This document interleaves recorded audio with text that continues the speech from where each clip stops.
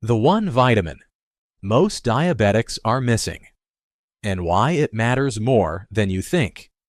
What if I told you that one simple vitamin could help you manage your blood sugar, support your insulin, and even reduce your risk of diabetes complications? And hardly anyone is talking about it. I know, it sounds too good to be true. But here's the thing. Most people with diabetes are low in this exact vitamin.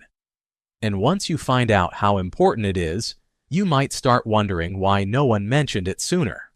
Let's get into it, because this just might be one of the easiest, most overlooked fixes you haven't tried yet. And hey, if you're into smart, natural ways to take care of your health, go ahead and tap that like button and subscribe. We've got more real-life health game changers coming every week, and trust me, you won't want to miss them. All right, let's talk about the vitamin that's been flying under the radar. It's one of the most affordable and accessible tools for managing diabetes. And yet it's rarely part of the conversation.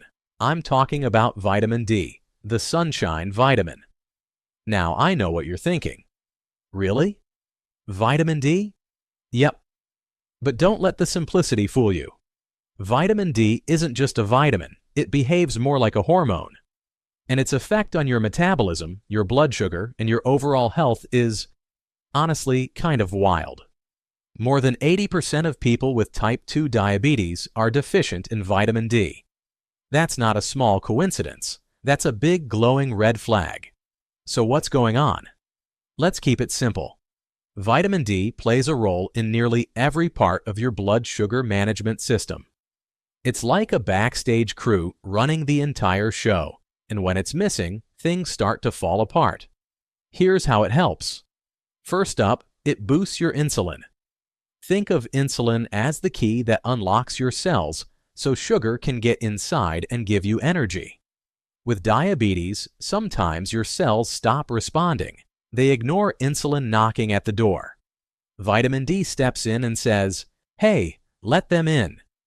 It helps those cells respond again, so blood sugar moves out of your bloodstream and into the places it's needed. Then there's your pancreas, that little factory that actually produces insulin. Over time, with diabetes, the beta cells in your pancreas get worn down. Vitamin D helps protect those cells, kind of like giving your pancreas a solid support system so it doesn't burn out. It also fights inflammation, and if you're dealing with diabetes, you know inflammation is a silent troublemaker. It messes with your insulin, disrupts your blood sugar, and creates chaos in your system. But vitamin D steps in to calm things down so insulin can actually do its job. And the part that's really cool? Your body is loaded with vitamin D receptors, little activation points in the tissues that help regulate blood sugar. So when you're low on D, a whole bunch of those systems aren't firing properly. Basically, vitamin D is like the power strip that lights up all the important parts of your metabolic health. Without it, everything just flickers. If this is making sense so far, hit that like button and share it with someone who might need this information. Let's keep good health knowledge moving. Now, if you're wondering, okay, but does this actually hold up in research? Oh yes. The science is loud. A meta-analysis in the Journal of Clinical Endocrinology and Metabolism reviewed 21 studies and found that vitamin D significantly improves insulin sensitivity and lowers fasting blood sugar, especially in folks with prediabetes or type 2 diabetes. Another study published in Diabetes Care found that people with higher vitamin D levels had 40% less risk of developing type 2 diabetes. That's nearly half. And the New England Journal of Medicine? It reported that taking vitamin D could cut the risk of developing diabetes from prediabetes by 25%. That's massive, just from fixing one nutrient gap. Okay, so how do you know if you're low on vitamin D? Honestly, most of us are. And there are some clear signs and risk factors. Do you live somewhere cloudy or where the sun doesn't show up half the year? Do you have darker skin? Beautiful, yes. But it also means your body naturally makes less vitamin D from sunlight. If you spend a lot of time indoors, work at a desk, or love sunscreen, which yes, protects your skin but blocks vitamin D too. You might not be getting enough. And here's something not everyone knows. Vitamin D can get trapped in fat cells.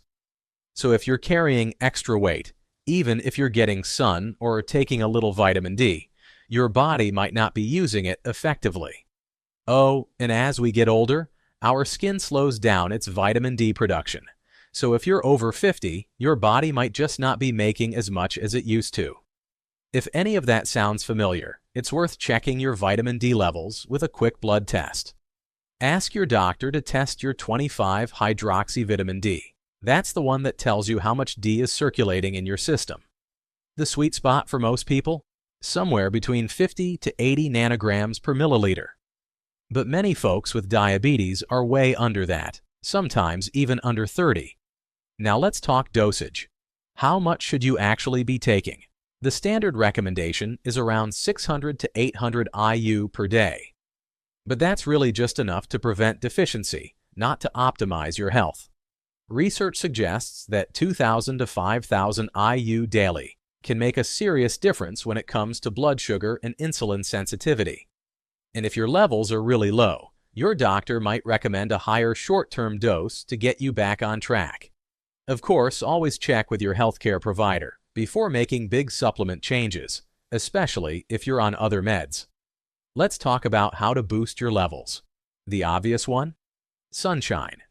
About 15 to 20 minutes of direct sun on your skin, arms, legs, face, a few times a week can work wonders. But only if it's bright out and you're not wearing sunscreen for those few minutes. After that, slap the sunscreen back on. Skin safety always matters. If you're in a cloudy or cold climate or it's winter, you'll want to look at food and supplements.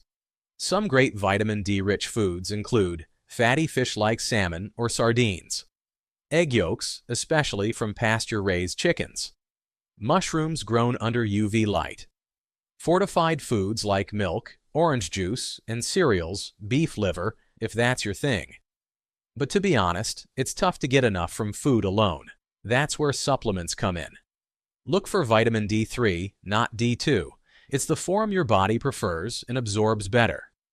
Take it with a meal that includes healthy fat, because vitamin D is fat-soluble. Oh, and here's a tip a lot of people miss.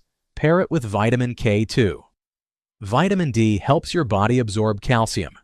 K2 tells that calcium where to go, like into your bones and teeth, not into your arteries.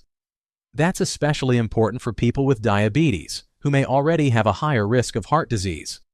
So if you're supplementing, consider a combo D3 plus K2 for the win. Now, quick reality check. Vitamin D is amazing, but it's not a miracle pill. You still want to support your body with the basics. Real food, good sleep, movement, stress management, hydration. Add in a few allies like magnesium or chromium, and you'll create a health routine that actually works long-term. And if you're wondering how to know if it's working, here's what to look for. Lower fasting blood sugar over time.